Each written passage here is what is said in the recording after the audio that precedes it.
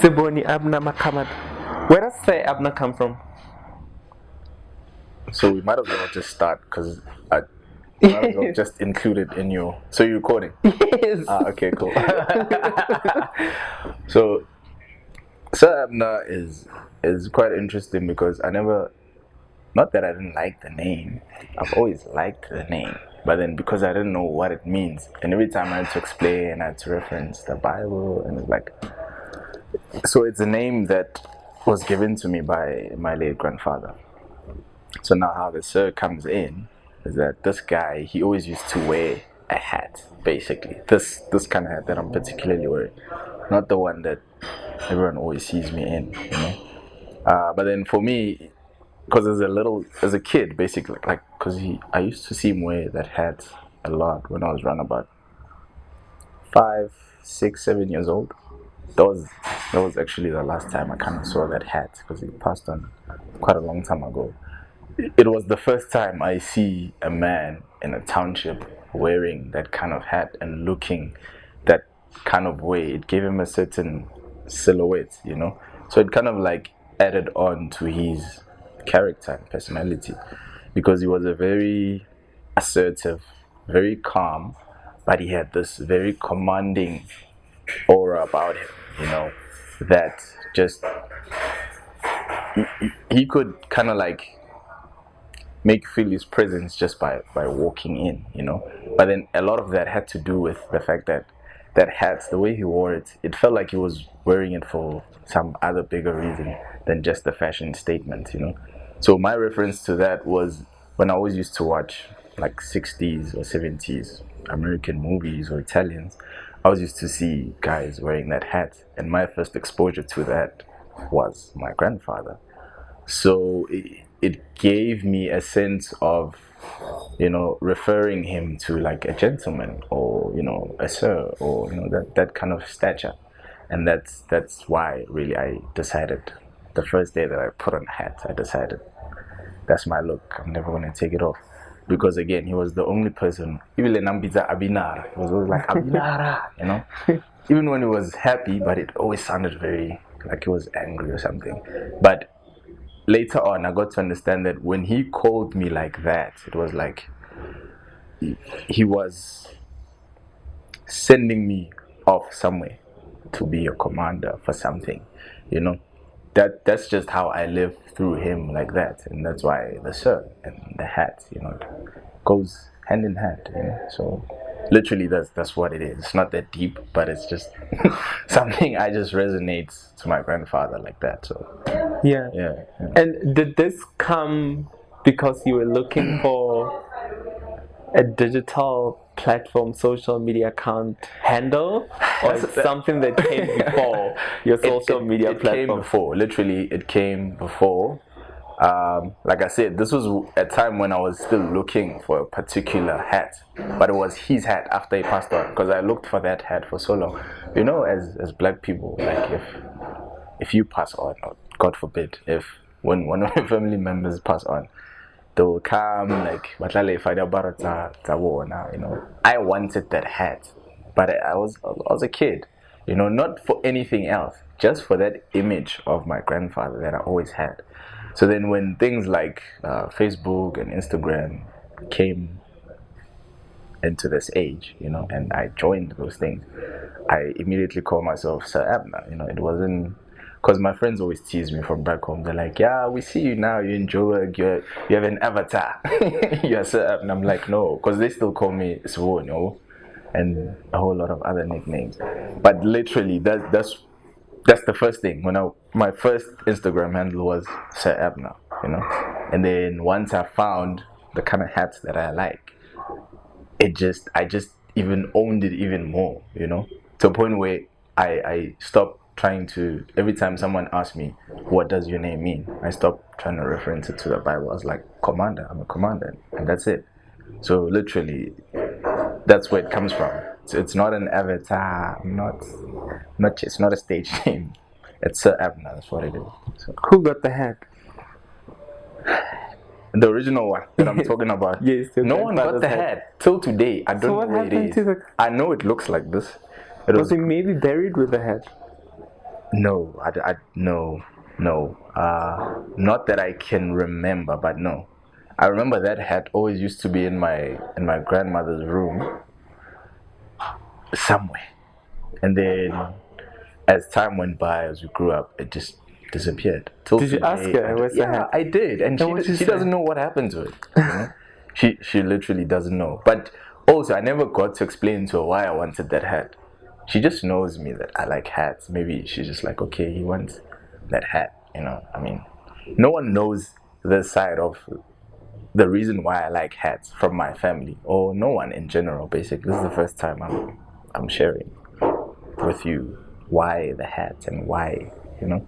So I don't know where the hat is. It was like this, but it was a Panama hat, and it was like emerald green. It had a black band around it, and was, can't remember other details in it, but yeah, pretty much. You know, yeah. When you finished high school, what is it that you wanted to do? I knew I could draw, right? My father could draw as well. My sister could always draw as well, because she used to enjoy doing those biology drawings for some reason, even though now she does nothing to do with that. So I was fascinated by that, and you know, so immediately after high school, I just knew I wanted to draw and get better at it, you know. And then yeah, one day I just went to like TUT Arts Campus, because straight after high school I don't know what I wanted to do. In my head I was like, okay, I'm just gonna learn to draw, maybe be a fine artist, but I didn't even understand what that meant, and I didn't understand all these different things you can do in fine arts and all of that. So when I went to like an orientation day, they introduced me to like graphic design, but then I wasn't really convinced until they made us make like a little portfolio of different things, where they'd ask you to draw like so they asked us to draw like a juice box, but then we had to open it up and then draw it while it's open and not in actual 3D format.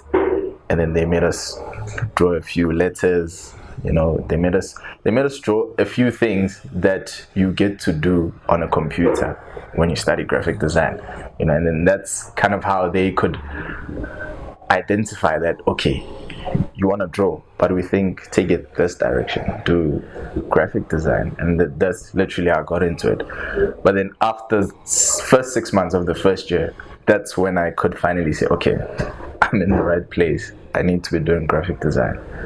So yeah, I had no idea if it wasn't for that day and that little thing they did. So you got into this department without submitting a portfolio? Almost. It was very late into the year. It was like, okay, here's this draw. Let's see what you can do. And they don't do that at TUT. You know? I don't think they do that anywhere else. You know, so it was last minute, kinda. But because I don't know, obviously they saw what they saw. You know, at that point, I can't tell you if I was talented or anything like that. I just knew I could, you know, I could take pencils and make things look a certain way. And someone, fortunately, from the graphic department could identify that, and I was like, okay, maybe let's give this guy a chance. But I think what really gave me a greater chance was the fact that department was so small, you know, because I remember the first year we started, there was like 30 of us, and then after 6 months there was probably like 15. Sure. And then yeah, towards the rest of the year, it was like literally, and then the next year, second year, 15 again, and then third year 15, and then when I did multimedia, there was like 10 of us, and then eventually I think there was like 5.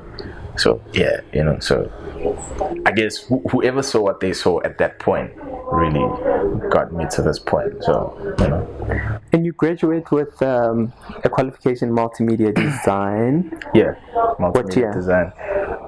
Diploma, national diploma. No, what year? Oh, because I was working as well. And then I remember I failed one subject, literally, which was contextual studies, you know, which later became my favorite because it has to do with art history and all of that. But then at the time, it felt so mundane to just learn this thing. Everything I wanted to do was always practical, and I was, as much as I'm a graphic designer first, and I was really into it, my focus always seemed to shift elsewhere, especially when anything that had to do with fashion. I think that's what really distracted me, so it probably would have to be in 2008.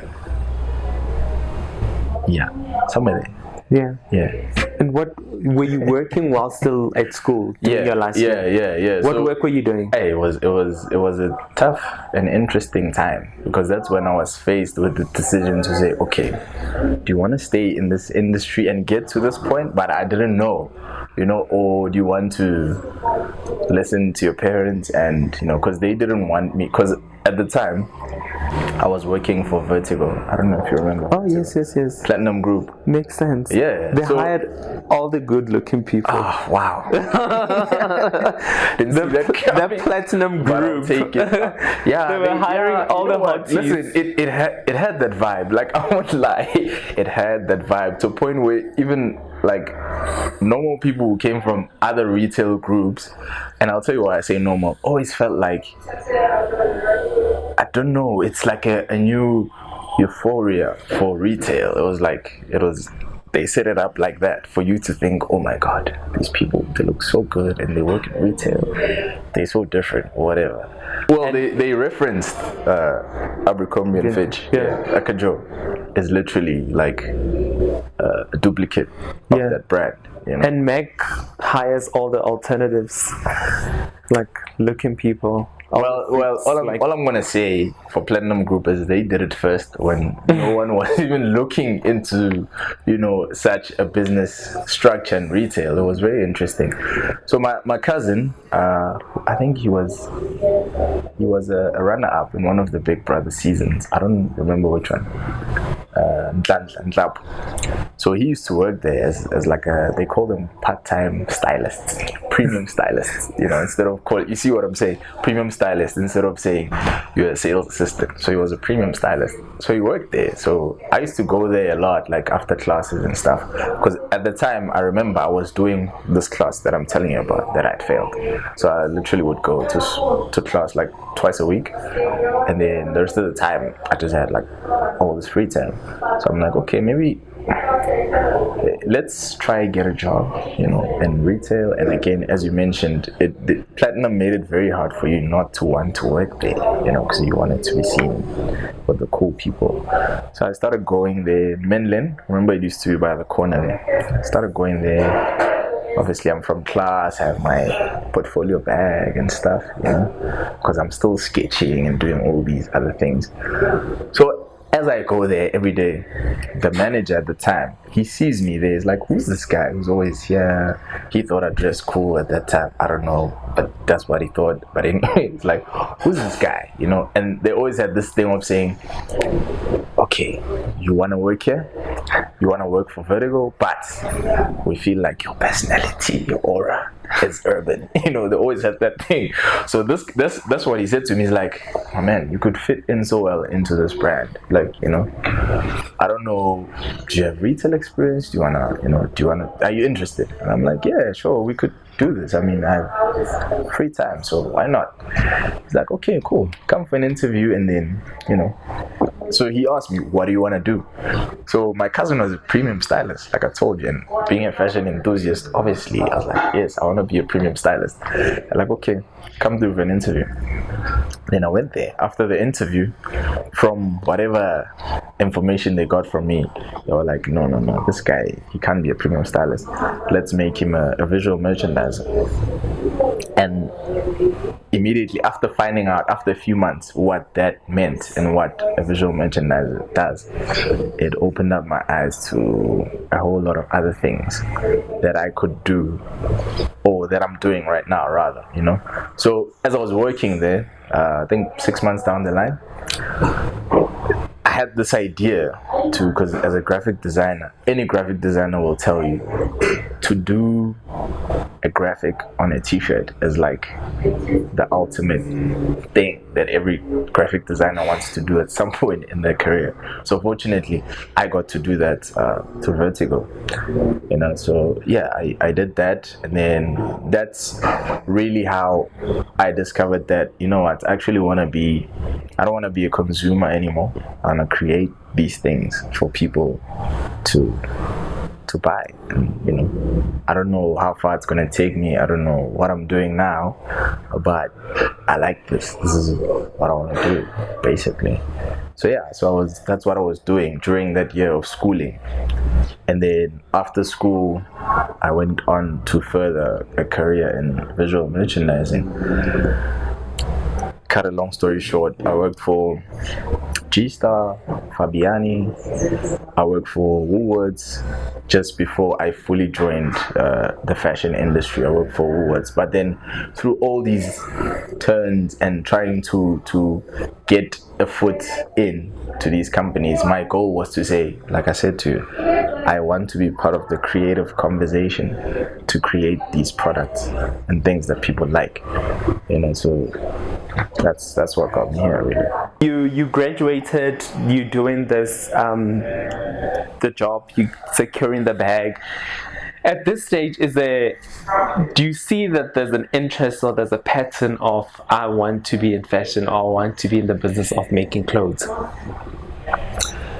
Yeah, as I mentioned, when that opportunity, because the thing is, I feel like I was preparing myself so much, that I was just waiting for that chance. And when that opportunity came, my eyes, like I just had a totally different perspective of what is it that a graphic designer can do in an industry like this, but not necessarily giving up that love for graphic design or multimedia. It was always me trying to find a sense of, okay, clearly there's this huge zeitgeist in like fashion, where people who don't work in it don't necessarily know how fashion designers do it. So once I got, like a little glimpse into that window, I was like, whoa, okay, this is it. This is where I need to be. So definitely, immediately, 6 months down the line, as I mentioned, into visual merchandising, because I'm not sure if you're familiar what it entails, but you work very closely with like designers who design the actual lines or t-shirts or whatever it is. You work very closely with the product. You live the store atmospherics, what makes good merchandise, what makes people drawn to clothes, trends, all of that. The art and the science. You know what I'm saying? It just like came at the perfect time, and I was like, this is exactly what I wanted to say to those guys. This is what I wanted to do, but I didn't know how to put it in words because I hadn't done it before. So definitely I had to have that store experience and that experience in retail itself through visual merchandising to get to that point. So like definitely with no doubt, I saw it immediately. I was like, this is it. This is what I need to do, Yeah. And then after your retail visual merchandising career, how did you end up with the House of David Tlale? So, literally, right?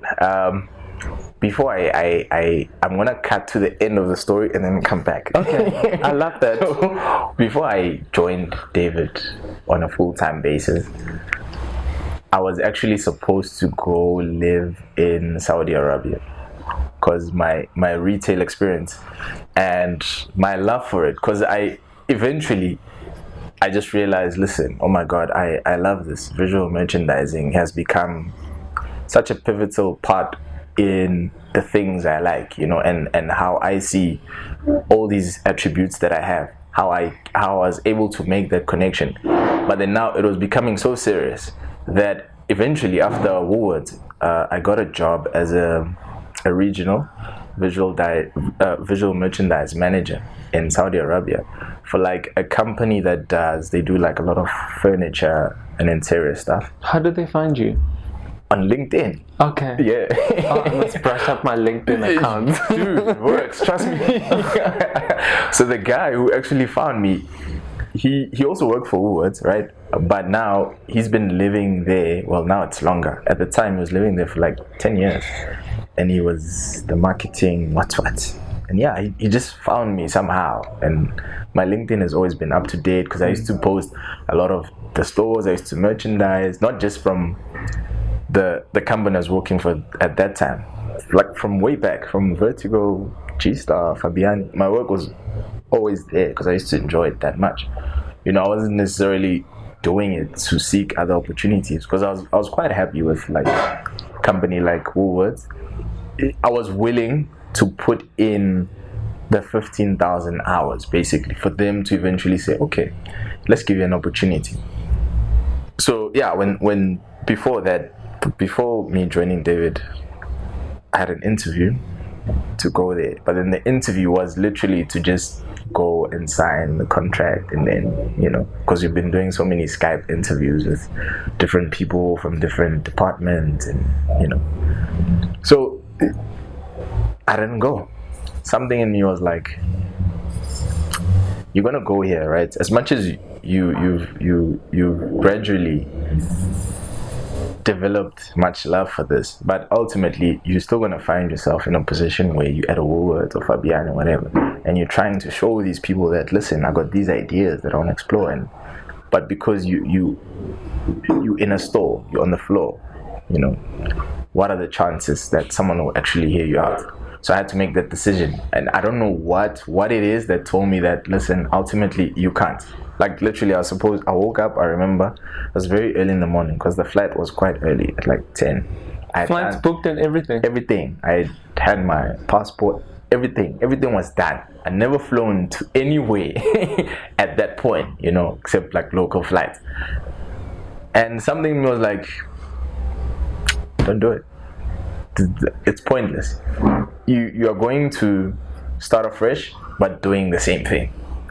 And then I still have to build my way up again to eventually convey or show people what I want to do, not necessarily show them what I have. Because at this point, all my life in my career, I've been showing people my potential, like what I could potentially do, but I've never actually gone out and like vigorously and like just with total rebelliousness to say, I want to do this, hear me out, it's either this or nothing, so I didn't go. And then those guys kept calling me, so I kept ignoring their calls, and like bad thing to do. I was like, you know what, and at that time I'm still in confusion, so you can imagine what's going through my head, because these people are calling and I'm like, what do I do? Because like what do I just do? And then somehow because at the time, me and David have been like, I've been freelancing for him, I think for probably like 6 months to a year. And how that started was literally, again, preparation meets chance. And then the opportunity was just the middleman. Because I was just sitting there and thinking, okay, I got these ideas, I want to do this, I want to do that, I want to do this. But literally, I don't have anyone who will even, say, okay, I don't know, whoever, not even a David Tlale, he's this guy, he's Abner, he has retail experience, he has these ideas and that. At that time, I'm living in Pretoria. I don't even know where to begin. So I'm like, okay, let me go on this guy's website. Let me see. And then this is the studio at davidtlale.com. So I sent him this whole paragraph cover letter, basically, as if I'm applying for a job. All I wanted was to job shadow him, but it wasn't just like a simple request. Hi, David Tlale, I want to job shadow. It was a whole thing. I went in, showed him my portfolio, everything. Somehow, I don't know how, because those emails never get to the person or the person that you wanted to get to. Because they just ignore. Yeah, he's the brand. So what are the chances? Nobody trusts info at emails. Yeah, you know what I'm saying. It always feels like it just goes to where fat goes, where broken hearts go. So can you imagine what's going through my head at that time? And I just rejected this job, but something tells me, listen, try this. You don't know, so okay, cool, tried it, and then nothing for like a month or so, and then now those guys, they're no longer calling me, they forgot, everything is back to normal. at Woolworths. I was training at the time, because when you train there as a manager or something, they put you through like a retail course, because they work very differently. So yeah, one day I get an email. So he emails me back, but he emails me from the studio account. He's like, "Hi, my name is David Tlale. I saw your portfolio, whatever. I really, really love it. Can I give you a call now? I'm in New York." I'm like I'm reading this on my phone. I'm like, wait. I'm like, okay. I'm at work. I'm like, okay, cool. So I'm like, yeah, you can call me back. Literally, he calls me back. I'm like, what? Then he's like, yeah, I like what I see.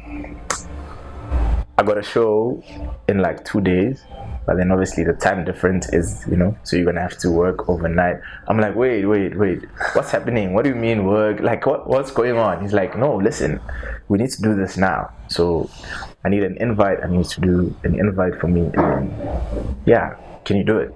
I'm like, okay, cool, I'll do the invite, So I do the invite and then send it to him, and then now it's like back and forth. But this whole time, I still haven't grasped the fact that what's happening. We're here already. We're working. We do, you know what I'm saying? Until when he finally came back, because he came back and then he was quiet for some time, And then at some point he's like, okay, I'm redesigning my logo basically. So can you come up with like something cool, He referenced something that I had done already, which was a pattern. It wasn't. So how I normally design these pattern designs, I will create an image first, and then try to tile it out into a design. So he liked that part as opposed to creating shapes that create a pattern. Basically, it doesn't make sense now, but he understood it at that time. It's like, okay, can you have this approach to my logo, which is the logo that today, the dagger. It's always been the dagger. I just did like an upgrade of it and make it look more international and like globalized, So yeah, and then after that, he liked it so much. He was like, okay, cool, let's have a meeting. Come to my studio. I went on a Saturday. I was very late, I remember, and then I walk in this whole new crazy world. Now my mind gets even more elevated to say, okay, this is definitely where I need to be here. Whatever's happening here, I like this. I need to be here. Yeah, because I get there. I think it was before Fashion Week, like probably 3 weeks before or 2 weeks. There were models everywhere. You know how it is. There's models, fittings, your Jans are there, Katleho, Jerry somewhere, doing little interviews. I'm like, this is what I'm talking about. I need to be here. Like immediately when I got there, because I was so nervous, but when I got there, I was like, wow, yes, I'm here.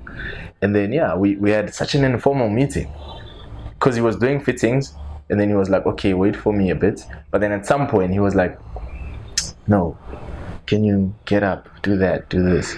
And then while we're doing that, he sits down, and then they're talking about the concept for the show with Jan Malan. And then he's just like, yeah, what do you think of that and this? Like, okay. And then I tell him my feedback, whatever I said, I don't remember.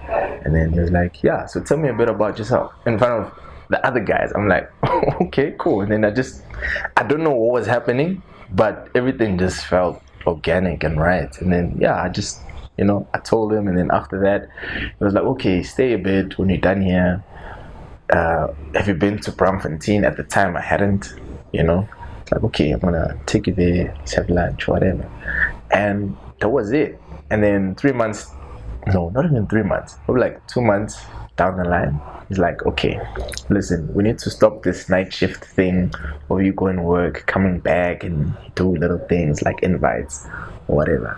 Come work for me. Let's let's make it official. And then that's when I moved to Joburg, which is like 4 years ago, literally. And your work has moved beyond just graphics now. You play more also into developing textiles, or being inspired by fabric, or understanding fabric and how fabric can inform your design. Yeah. What is that process like? back then when I had that realization that fashion, yes, it's fashion. I'm an enthusiast of it, but now how do I practice it and look at it as a manner, because fashion itself, the word itself, is like you are describing a certain mannerism or behavior, so now you get challenged with a proposition of saying, okay, you have a fashion design, right? You have, I won't even say graphic designer, someone who knows how to draw, right? Where do we meet? Is it the departure of the fabric itself, patterns, which I don't know what they were at that point? Like, how do I view fashion at this point? So it had to take me to kind of like look at all that mess basically that I've went through and that I'm exposed to, like, or 30% exposed to, and try and make sense of it basically. And the conclusion I kind of like came to, and that has literally inspired my design aesthetic and process to this point, is that now you start looking at creativity as something, as a problem that needs to be solved, right? Because now problem solving is no longer in theory, or it's no longer black and white. It becomes even more broadened, So my approach is always like, okay, so if I need to solve this problem where this designer has this fabric, for instance, how do I kind of like make sense of his vision, but together with my informed, not necessarily influence, but my informed artistry? It's a matter of saying, I'm first going to observe the stimuli around the two worlds, fashion and graphic design, or fashion and textiles, however it would make sense to you. I look at the stimuli around it, and then we say, okay, we've identified it now, right?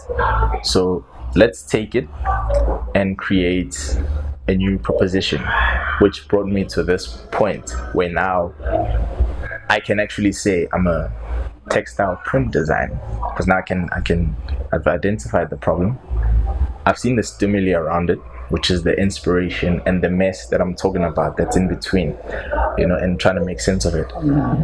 So now my duty is to communicate that in such a way, or into an outlet that will kind of help people relive those experiences, whether they find inspiration in the fashion itself, or the color of the print, or the model and how it looks on her, or the fact that we can use a mesh and make it look like body art. If we're gonna do like a print that looks like body art, basically, and being a good communicator at that, basically. I don't know if all of that makes sense, but that's how I approach it now, and that's really my design process, just having a good creativity definition, which is problem solving, that includes all those things. Yeah. What do you know now that you didn't know then that you wish somebody told you?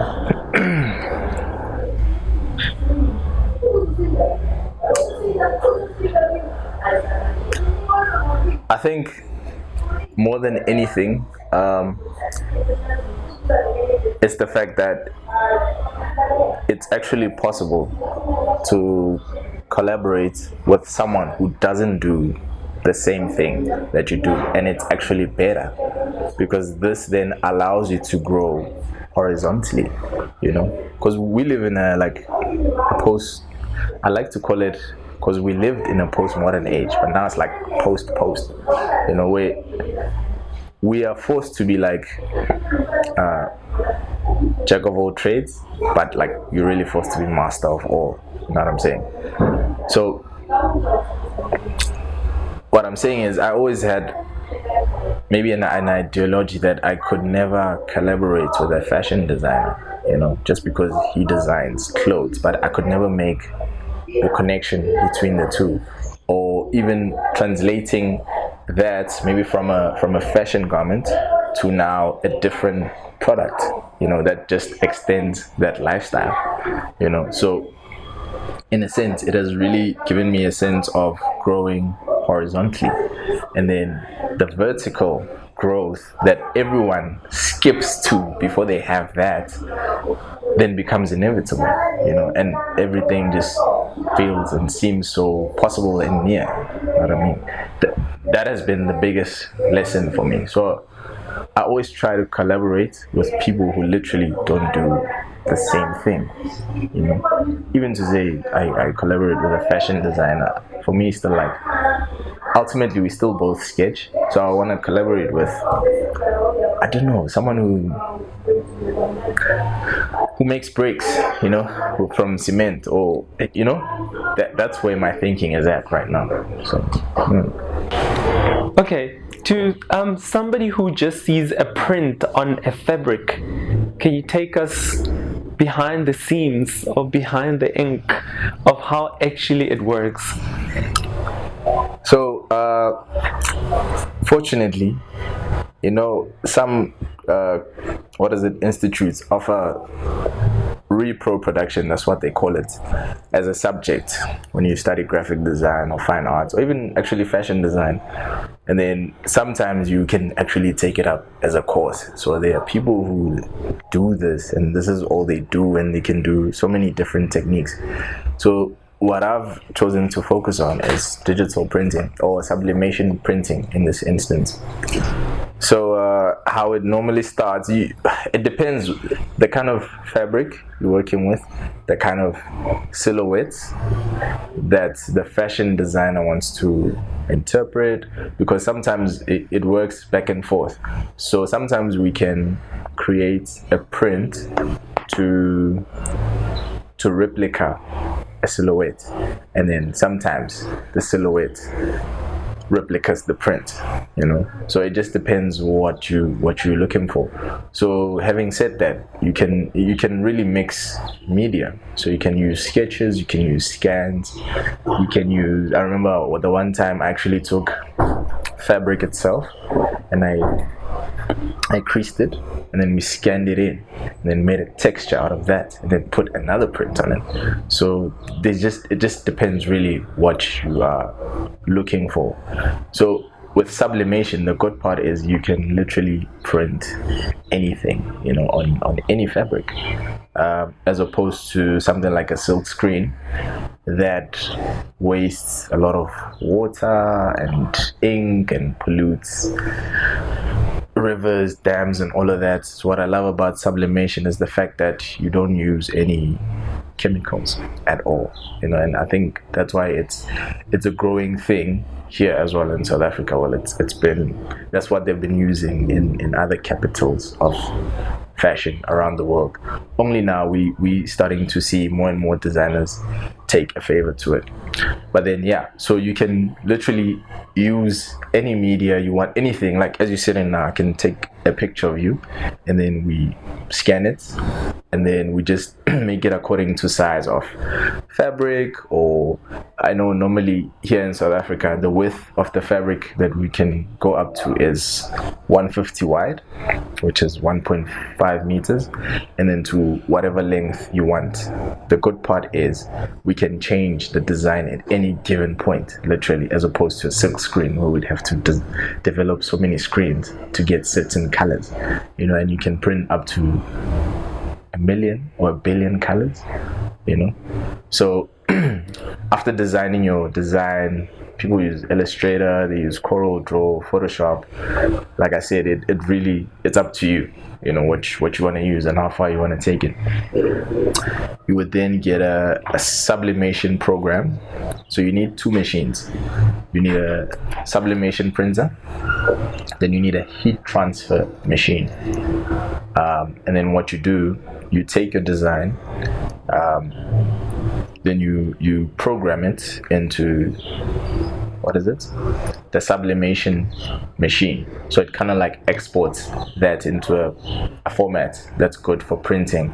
But then it's that precise to a point where whatever you see on screen, you can calibrate both screens, that whatever you're going to print can be as close as possible to what you're going to be seeing on fabric. And then you just print that on paper. It gets printed onto sublimation paper, which has a powder-like coat, right? That when ink hits that paper, it turns into powder, basically. So it's like a thin base that you can, it's like water, but then it's sealed within this paper that turns the ink into powder. So as it prints, it dries immediately, so meaning you can use it immediately, which is another advantage as opposed to like a silk screen or how other people print fabrics. How textile designers are going to kill me for this. How textile designers prefer to do textile print designs. They use silk screen, and so I don't take favor in that, because I feel like it's limiting. But then again, no offense to anyone, it just depends on the kind of effect you're looking for, and then so from that paper, and then you go to a heat transfer machine. So how a heat transfer machine works is that you need fabric and the sublimation paper to meet, so that the print can be transferred onto the actual fabric. And this is done by using an element. So in a kettle you get an element. So the heat transfer machine has an actual element. It's like big. I think the standard one is 2 meters, which is the one we normally use. It's like standard for that width that I'm telling you about. For the fabrics you get locally, which most of them are like 150 wide. So it's not even 2 meters. It's 1.7 meters. So what that element does, it heats up at, it's not normal heat pressure, it's double that. So normal pressure for heat is like 100 degrees. So that thing heats up at 200 degrees Celsius. So that's how much heat you need for this substance to transfer onto any fabric, literally. I mean, it doesn't even matter if it's not actual, like literally there's fabric that looks like soft metal. That thing will transfer onto that as long as it's at that degree. And then after you print it, when it comes out, you can use it immediately because it's powder. There's no drying process or anything like that. And that's basically how you do it. And then some people, maybe if you have if I'm wearing this t-shirt and it only has a print in the front and then the print on the side is different, you can also panel print. So what you do now, it gets a bit more advanced. You work closely with like a pattern designer who will grade and do a pattern like on a plotter. And then what then I can do as a textile print designer, I can actually go and take my print to size up into his patterns on the plotter, and then you merge the two, and that's how you see like maybe a blazer. It's like symmetric in print. Even when you close it, it looks like it was printed while it's closed. That's how you do those sort of things, and that's called pattern printing. Panel printing, basically. And then that's basically that's the basics of doing it. So it sounds like brain surgery.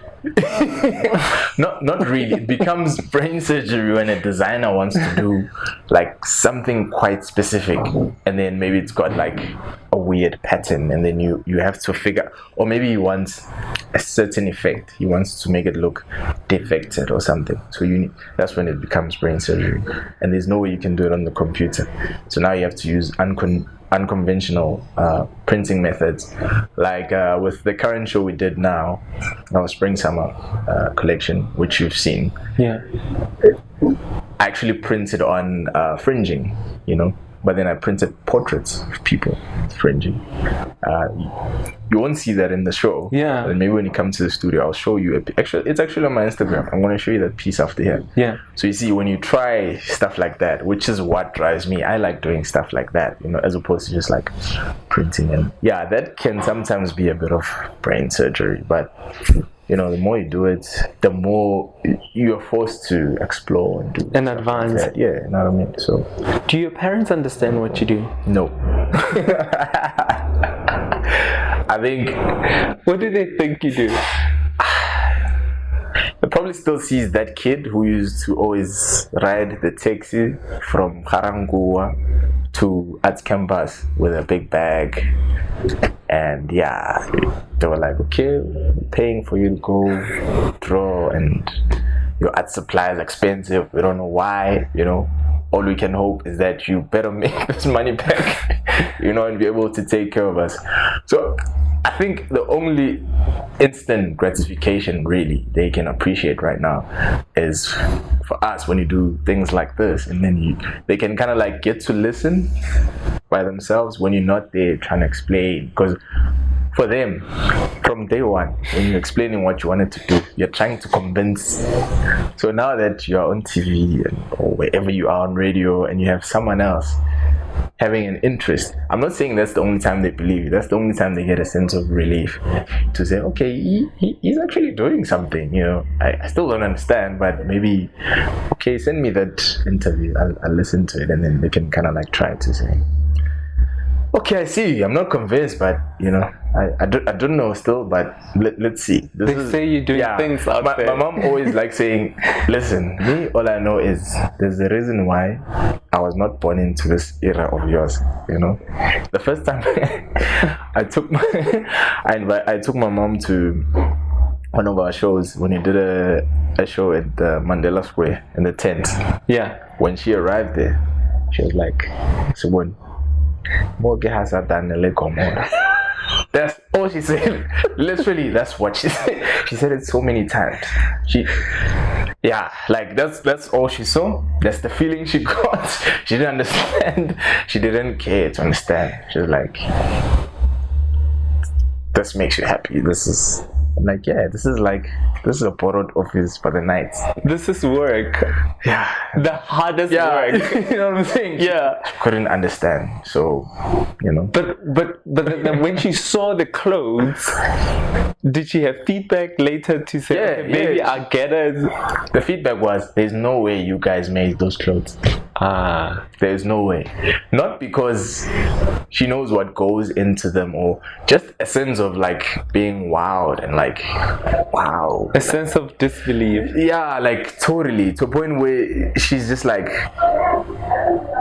it's hard to believe. And I feel like people should appreciate you guys even more. That's the sense I got. But still, when she left, she was like, that I appreciate. It was beautiful, but everything else, I don't understand. I can't make the connections. And like how if you explain to me you work in the fashion industry and it includes all these people, all these things, she can't make a connection, but she could appreciate that much, the end result. Yeah, she was, like till today, I think that night changed her, and it changed how she encourages me going forward, even though she doesn't fully understand, but yeah. You spoke about collaborations, and you have just recently announced a collaboration with Pongratz. Yeah.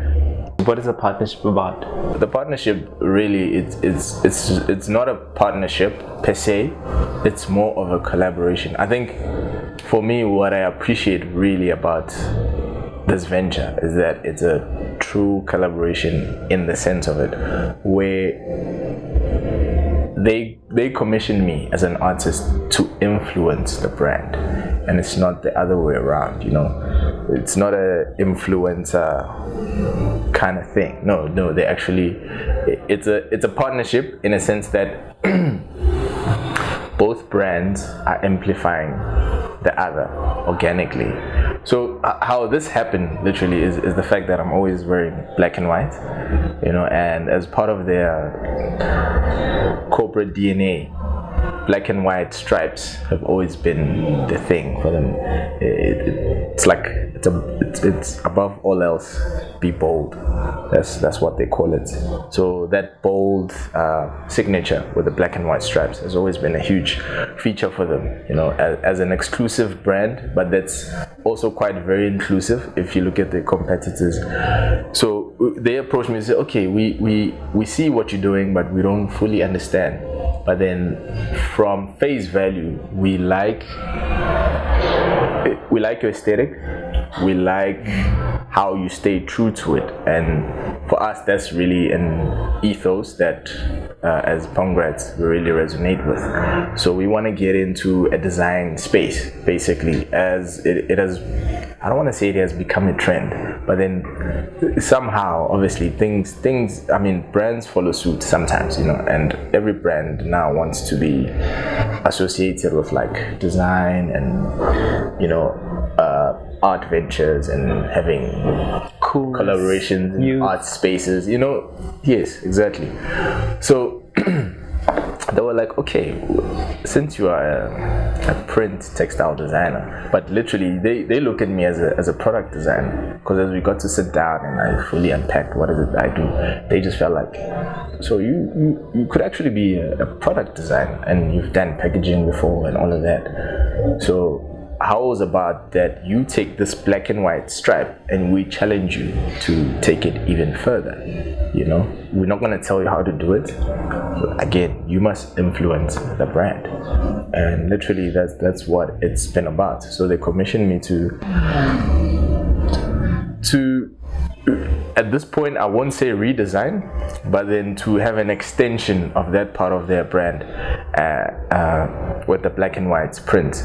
So I've done 3 prints that the consumer must choose their favorite from the 3, and then that will become the bold print of the year, which they'll use for different things throughout their branding, throughout their whatever they choose to do with it. Basically, that will be the print going forward, and that's what literally this has been about. But then highlighting me as a designer, and again them trying to tap into that space of this industry, because it's a funny thing actually.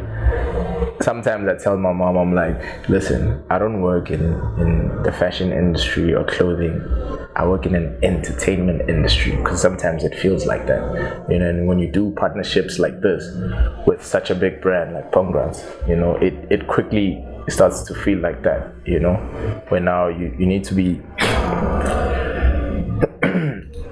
a personality almost, and me used to being the guy behind the scenes for so long, now having to come out and have them do it at the scale, it's quite a thing, so yeah, but that's what the collaboration really is about. Yeah. And do you think you can survive an industry that you're in if you don't become the face and the personality of what you do? Because there's always this thing that you must be seen, you must be spoken about, you must be heard, you as a person, to elevate or for your work to be recognized. It's always a very difficult one, because a lot of artists, right, we sometimes, I don't want to say fail to understand why you should do that as an artist, but then again, it's a matter of saying you need someone to advocate for your art, or whatever it is that you're trying to build, or whatever it is that you're trying to say, and sometimes it becomes quite difficult to do it under someone, or to have to say to yourself, okay, if I'm going to stick to my roots that much, it means that I cannot, I don't want to say mainstream, but it seems like the right word to use. I don't want to mainstream it that much, But I think as artists, we then are so quick to forget that the reason why we will get noticed, or the reason why we will how do I put this? The reason why it becomes then inevitable for you to go unnoticed is because we are in a constant position where we constantly have to produce good work for other people, or produce so much good work for other people that when it's our time to kind of like sit up there and advocate for ourselves, we shy away from it, not because we don't see it as necessarily a good or bad thing, we're just not used to it. But then having said that, I think the industry, I blame industry fully for doing this. It has kind of raised superstar creatives, where now you're being viewed as a personality before you're viewed as an artist respectfully in what you do, and a lot of artists or designers find themselves feeling like they don't have a choice but to kind of like live up to that. I don't know if it makes sense. Wherever you look, literally is like a superstar designer, a superstar artist in every field. Literally, that's what it feels like. So it's no one's fault. I just really blame industry for it, because obviously if you're viewed like that, you get more opportunities. You just breaking through becomes so much easier for you. You know what I mean? So, and that doesn't necessarily mean you're the most talented person out there. As an artist, we should never lie to ourselves and say we are on top of it. There's like 100 other kids who are better than you, and trust me, they're coming. But like I said, it's no one's fault really. It's just how industry is, So. And as an artist, have you ever had problem with creating your art for money? Definitely. Are you still there, or you? It's getting better. Like I said, you have to find at some point a fine line between advocating for your art and just doing it and hoping that someone will see its worth and take it and amplify it, but then still give you the whole cake and not just a piece of it. You know what I mean? They will actually set up your own table for you instead of you sitting there hoping one day they'll invite you to their table. You know what I mean? So definitely it still is, it just, like, again, sometimes collaborating with these big corporates doesn't always necessarily mean it's gonna set you up, and sadly it's still like that, where a lot of artists are not informed in terms of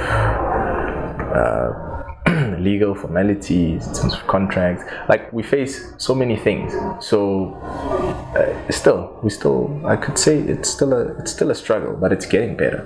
Yeah. And what are you doing to ensure that you're protecting yourself and your work? Making sure I get, or I have, the right connections, and not just speaking it as a cliche to say you always have to have the right networks. No, it's about knowing that the people you are with are actually for you, and they'll look out for you, fairly so.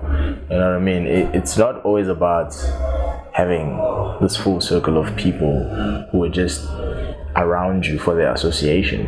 You know what I mean? It's about keeping your circle small, but then knowing that whoever you have in your circle, you have the right people who can inform you the right way, and they all don't have the same knowledge of different things. You know what I mean? I don't know if that makes sense.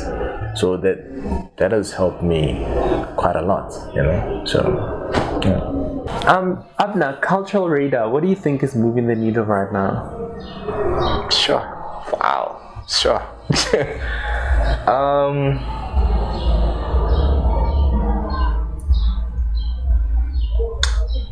Wow. That's so broad. Maybe could you be more specific? Like, what? It's very broad.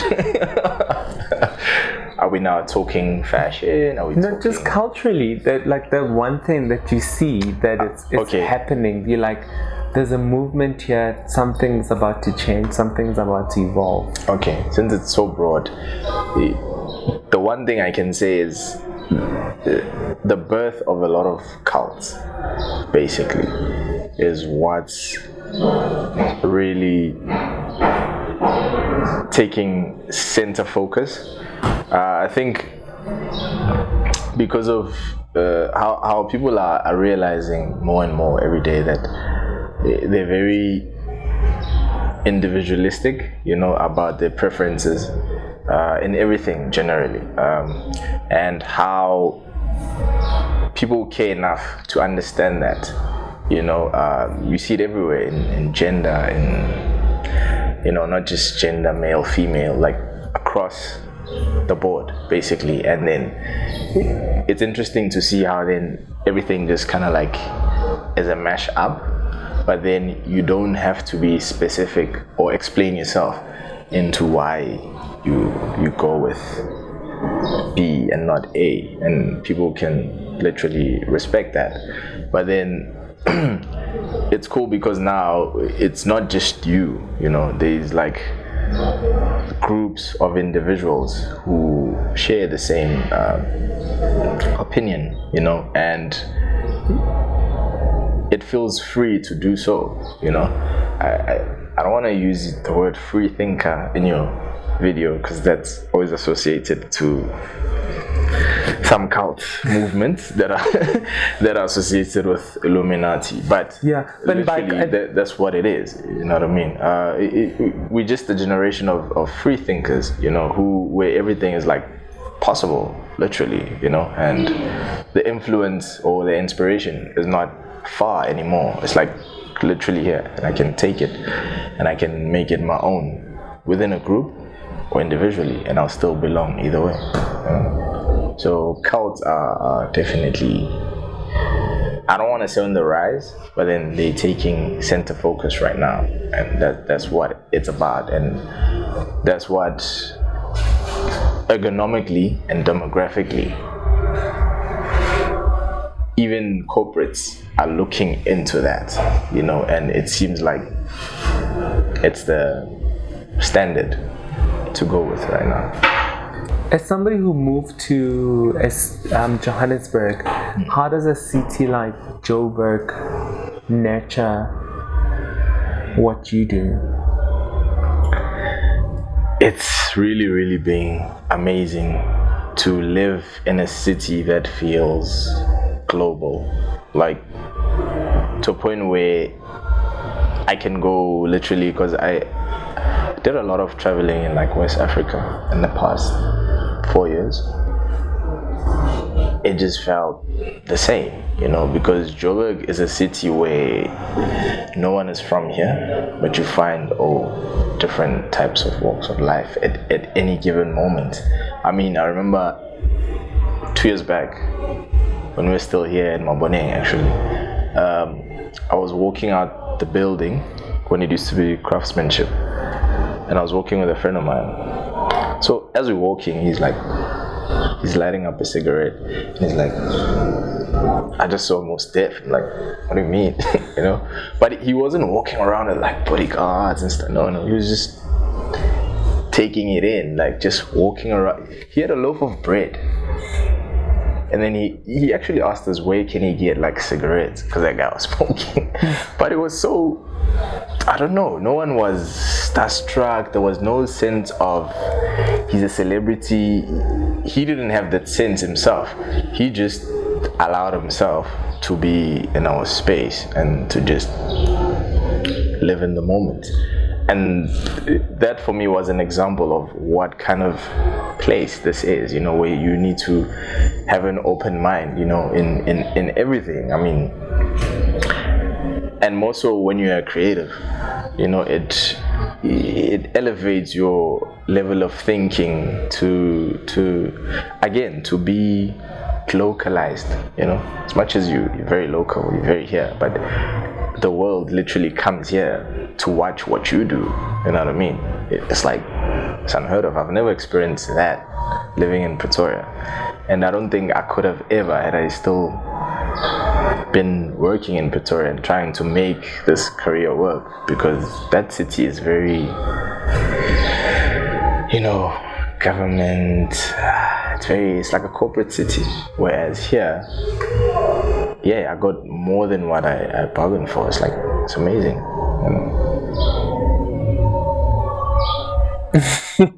Literally, that's that's the only example I can reference that gave me that sense of addressing the question you just asked me. It just made me have an open mind, literally. How do you define success for yourself? As long as I can see the goal and I can maintain the goal and I can have the progress to get to the goal, for me, I've succeeded. I don't measure success in wealth at all, because I feel like today you can be super rich, tomorrow be super broke, then the next day start over at point A again. Wealth is something else, and it has to start inside. So being wealthy emotionally, spiritually, mentally, for me, that's where it starts. And then once you have that, then you can have the progress again, horizontal growth, which leads to vertical. So vertical is wealth eventually financially. So that's how I define it. And what do you wish for yourself? Sure. In terms of just your wish, future prospects. I don't know. I just wish to have an impact, like as a creator, not to necessarily, I don't want to say not inspire someone, but then what I wish for myself is to always have the aspiration to touch people's lives with my creativity through any of the human senses, because for me, that joy they get from that is my ultimate inspiration. So literally, I just wish this journey that I'm taking, I know it won't always be like that, but I just wish I always have those points of reflection where I can look back and actually see that at this point I was able to do exactly what I just said, and hopefully I can keep doing that throughout my career. And when you're working on a project or a sketch from scratch, do you design, does color inform the framework? Yeah. Or the framework informs the color?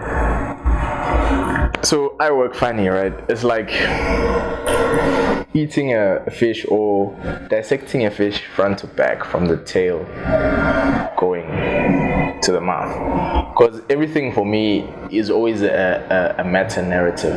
So something meta is like you create this I always make sure that whatever idea or concept I come up with, whether it's from scribbles, sketching, or just literally just sitting on the computer and actually start working, it always needs to have like a loaded message that will either speak again to any of the human senses. It'll always have a human touch. So it could be like humor, or it could be, again, could be informed by color, or could be informed by the silhouettes of the manifesto itself of whatever it is that I'm trying to create.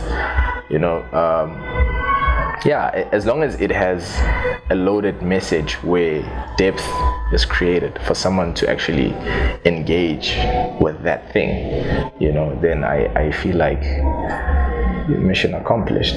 Yeah. But when you start, do you see a green chair, or you see a chair, then the chair turns green in your creative or drawing or visual arts practice? The end result is never what I had in mind. That's all I know. Like it's never. It evolves. Yeah, and at some point I just let it take its own form. It's like when we did the spring summer collection, David had a vision of, okay, anyway, what we always do, we take our heritage and we draw a lot of inspiration from heritage and culture, our own heritage and culture, sorry. But now, how do you make it different? Where everyone now, it's like a trend, everyone is doing the same thing. Like, how do you literally make different? Because it's very hard to make something that is so perfect different, you know? So we always force ourselves. So I had to even go to the extent of, again, looking at underwater life and making a reference or a metaphor to how a Siamese fighting fish look. I had to watch videos of Siamese fighting fish, and I realized that it actually looks like a shebelan. If you look at a shebelan in slow motion while the dancer is doing their thing, it looks like that fish, you know. So, you know, it's going to depths like that you don't expect to find yourself in when you starting the initial thing, you know. And then it becomes multifaric, and organically the idea just takes its own form and shape, you know. So yeah, it never looks the same. Sounds like everyday life. It does. But it takes you to look at everything, to just immerse yourself in, I won't say ideas, just possibilities of getting inspiration from anything, really, you know. As much as you have an end goal that, okay, this is the outlet, this is the output that I want it to look like, but getting to that point where it feels natural and you're not forcing it, wow, it's not everyday life. You know, you just, you open mind and just let ideas flow through you. It's like you can't go looking for them, almost, you know. It's weird, but it's what it feels like. I don't know if I described it right. Yeah, it sounds right. And that's it on that, and I think we'll end it on that note. For Thanks, sure. Abner. Thank you so much. I really enjoyed this. I must say. Cool.